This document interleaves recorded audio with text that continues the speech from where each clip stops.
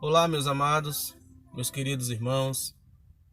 Estamos começando mais um devocional e eu gostaria de compartilhar com você uma palavra que está no Salmo 125, que diz assim: Os que confiam no Senhor serão como o monte Sião, que não se abala, mas permanece para sempre. Como estão os montes ao redor de Jerusalém, assim o Senhor está em volta do seu povo, desde agora e para sempre. Porque o cetro da impiedade não permanecerá sobre a sorte dos justos, para que o justo não estenda as mãos à iniquidade. Faz bem, Senhor, aos bons e aos que são retos de coração.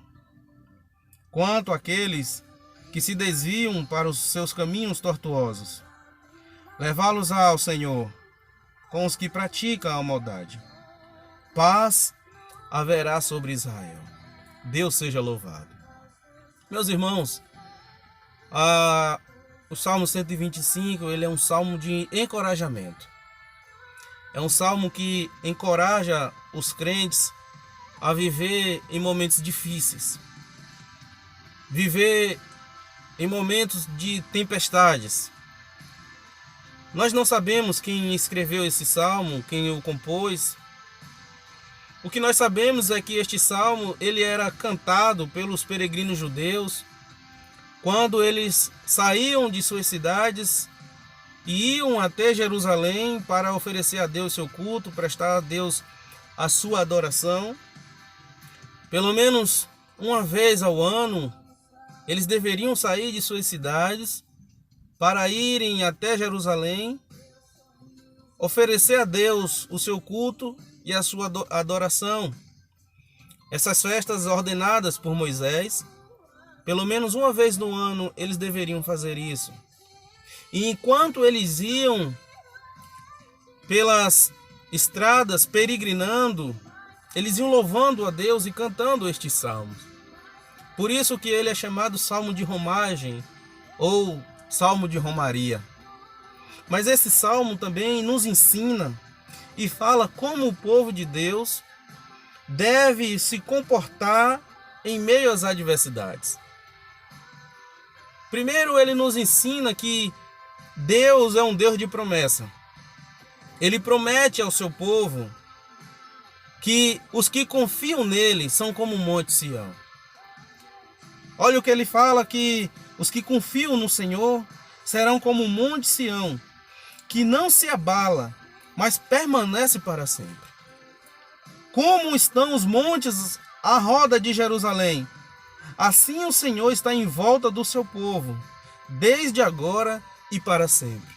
Há uma promessa gloriosa de Deus para nós. Há uma promessa bendita do Senhor para nós. Confiar em Deus, irmão, confiar na promessa de Deus, é você viver pela fé.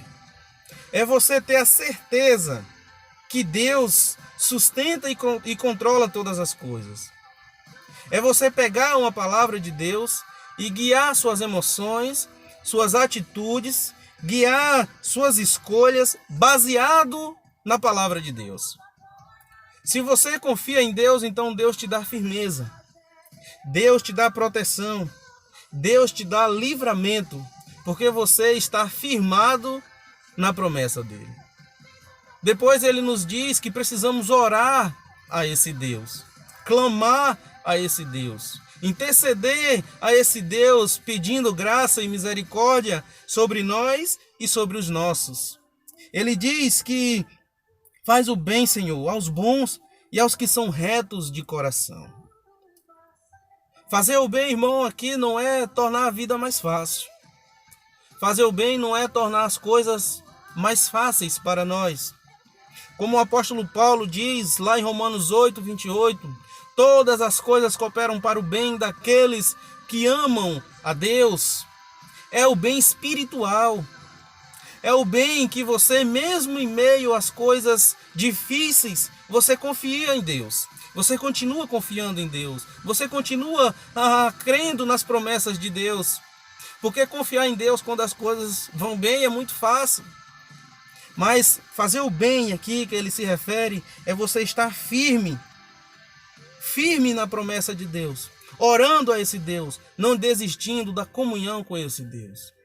E muitas vezes o bem que Deus tem para nós não é o bem que nós queremos. Por isso ele fala: faz o bem, Senhor. Faz o bem, Senhor. Por último, ele nos faz um alerta para que nós perseveramos em cuidar da nossa fé. Ele diz para nós termos cuidado não só com a adversidade que nos rodeia, mas também com a nossa fé.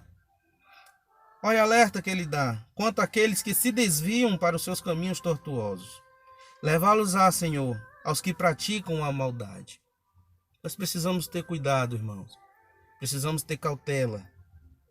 Precisamos perseverar, não desistir. Não é a adversidade que nos tira da presença de Deus. Não é a aflição que nos tira da presença de Deus. Não é os problemas, não é os momentos difíceis que nos tira da presença de Deus. Muito pelo contrário, às vezes essas adversidades elas são pedagógicas. Elas são para nos aproximar de Deus, para nos fortalecer diante de Deus. Por isso o que Deus quer de nós é que nós perseveramos em oração, perseveramos em busca pela sua presença e não desistimos das promessas que Deus tem para nós. Eu quero concluir dizendo que a igreja ela sempre viveu debaixo de opressão desde o dia que ela nasceu. O cristianismo, irmão, ele não é uma religião que as pessoas podem pegar e achar que aquilo ali é uma facilidade de vida, porque não é. Nossas vidas elas passam por momentos difíceis, mas a nossa esperança deve estar firmada nas promessas de Deus.